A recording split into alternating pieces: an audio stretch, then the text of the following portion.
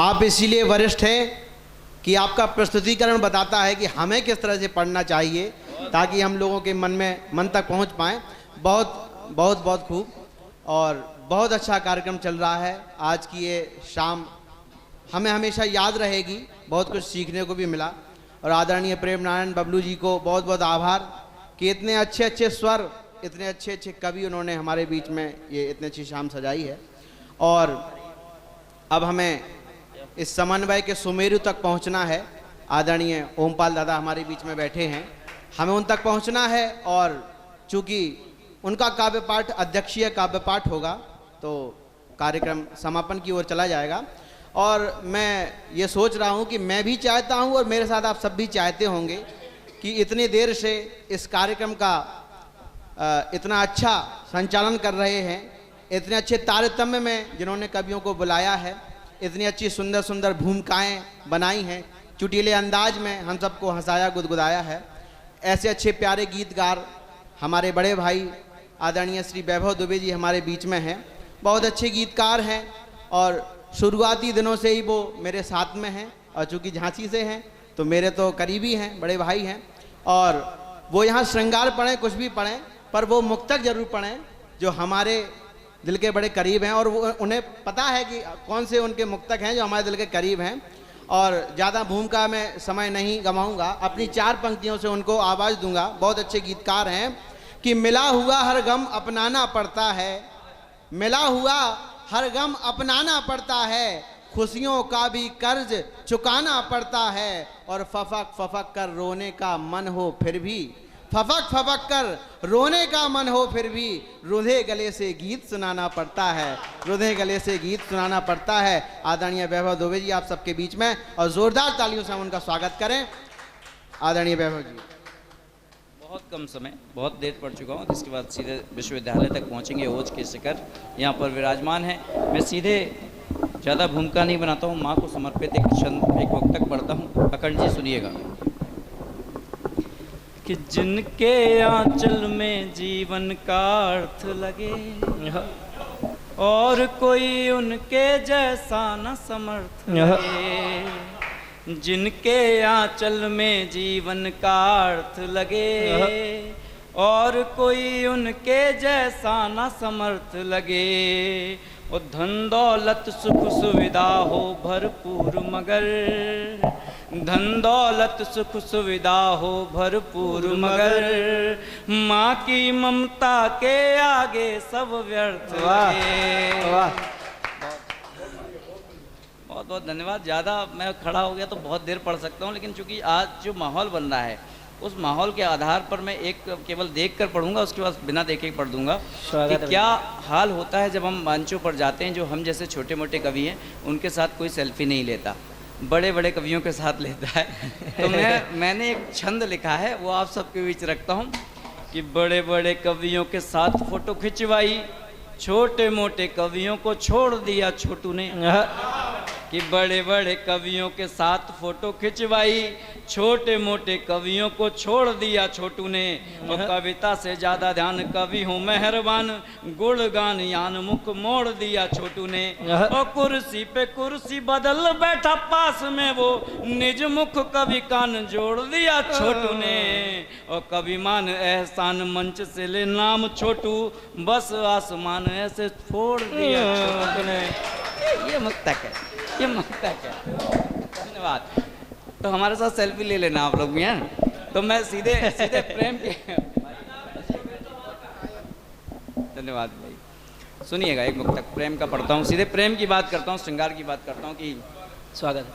मैं हूँ बादल तो अधिकार हो जाएगा, तुम नदी हो तो स्वीकार हो जाएगा।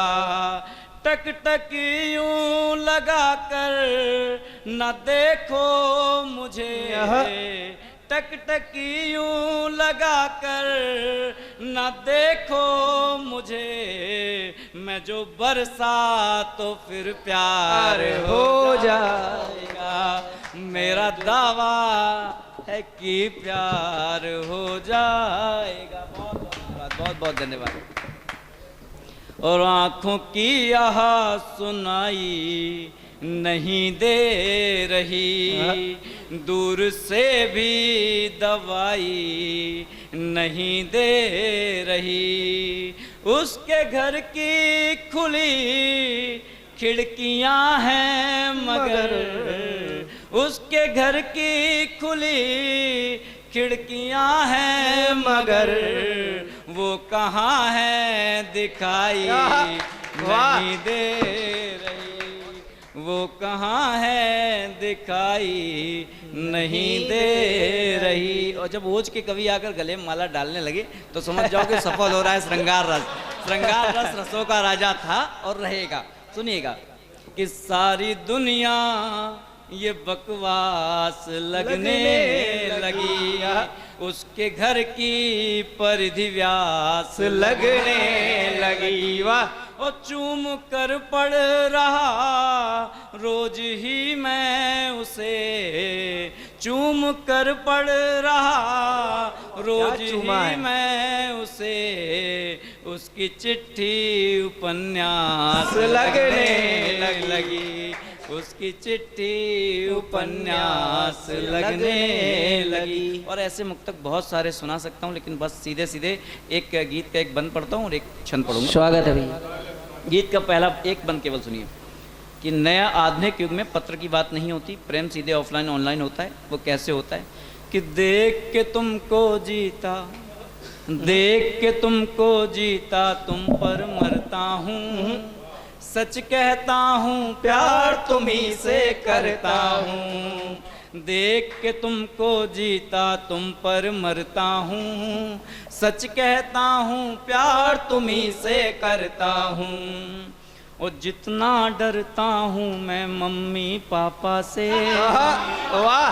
कि जितना डरता हूँ मैं मम्मी पापा से, उससे भी ज्यादा मैं तुमसे डरता हूँ।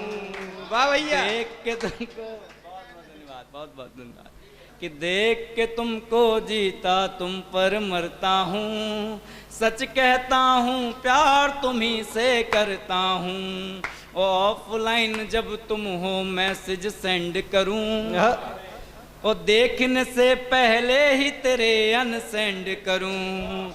कि ऑफलाइन जब तुम हो मैसेज सेंड करूं, और देखने से पहले ही तेरे अनसेंड करूं। उस पर जो तुम पूछ लो क्या अनसेंड किया, जल्दी बताओ वरना तुम्हें अनफ्रेंड करूं।